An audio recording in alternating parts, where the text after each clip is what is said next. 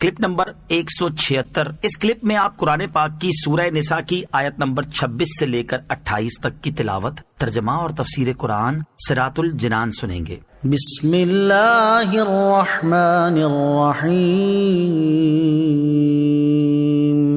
ترجمہ، اللہ کے نام سے شروع جو نہایت مہربان رحمت والا ہے۔ یرید اللہ لیبین لکم ویہدیکم سنن الذین من قبلکم ویتوب علیکم واللہ علیم حکیم۔ ترجمہ، اللہ چاہتا ہے کہ اپنے احکام تمہارے لیے بیان کر دے اور تمہیں تم سے پہلے لوگوں کے طریقے بتا دے اور تم پر اپنی رحمت سے رجوع فرمائے، اور اللہ علم و حکمت والا ہے۔ وَيَهْدِيَكُمْ سُنَنَ الَّذِينَ مِن قَبْلِكُمْ، اور تمہیں تم سے پہلے لوگوں کے طریقے بتا دے۔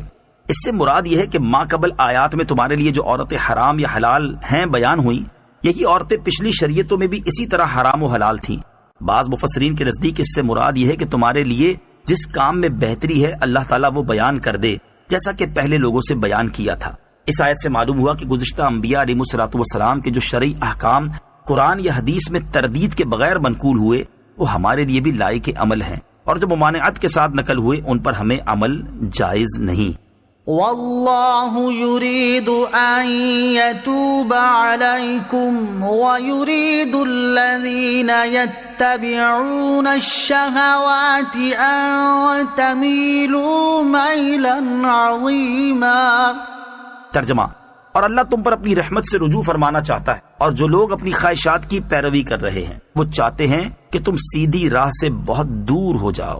وَيُرِيدُ الَّذِينَ يَتَّبِعُونَ الشَّهَوَاتِ، اور جو لوگ نفسانی خواہشات کی پیروی کر رہے ہیں۔ شان نزول، یہود و نصارہ اور مجوسی بھائی اور بہن کی بیٹیوں سے نکاح حلال سمجھتے تھے۔ جب اللہ تعالیٰ نے ان سے نکاح کرنے کو حرام فرمایا تو وہ مسلمانوں سے کہنے لگے، جس طرح آپ خالہ اور پھوپھی کی بیٹی سے نکاح جائز سمجھتے ہو جبکہ خالہ اور پھوپھی تم پر حرام ہے، اسی طرح تم بھائی اور بہن کی بیٹیوں سے بھی نکاح کرو۔ اس پر یہ آیت نازل ہوئی کہ یہ لوگ چاہتے ہیں تم بھی ان کی طرح زنا میں پڑ جاؤ۔ یرید اللہ ان یخفف عنکم وخلق الانسان ضعیفا۔ ترجمہ، اللہ چاہتا ہے کہ تم پر آسانی کرے اور آدمی کمزور بنایا گیا ہے۔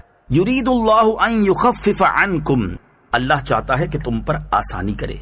اللہ عز و جل اپنے بندوں پر آسانی چاہتا ہے، اسی لیے انہیں نرم احکام عطا فرماتا ہے اور کئی جگہ رخصتیں عطا فرماتا ہے۔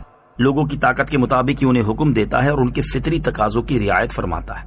لیکن حقیقت یہ ہے کہ انسان فطری طور پر کمزور پیدا کیا گیا ہے، اور اسی فطری کمزوری کا یہ نتیجہ ہے کہ مرد عورت کی طرف بڑی جلدی مائل ہو جاتا ہے۔ اس کے لیے عورت اور شہوت سے صبر دشوار ہے۔ اللہ تعالیٰ نے اپنے بندوں پر رحم فرماتے ہوئے مردوں کے لیے عورتوں سے شریعت کے دائرے میں رہتے ہوئے نفع اٹھانے کی اجازت دی، اور صرف ان عورتوں سے منع کیا جن سے نفع اٹھانے میں فساد عظیم اور بڑے نقصان کا خدشہ تھا۔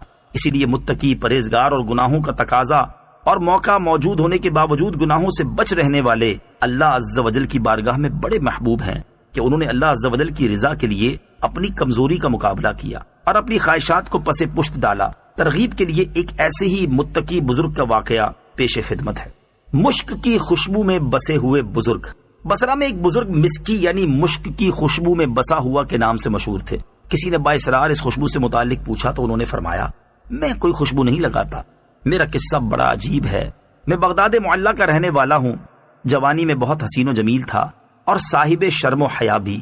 ایک کپڑے والے کی دکان پر میں نے ملازمت اختیار کی۔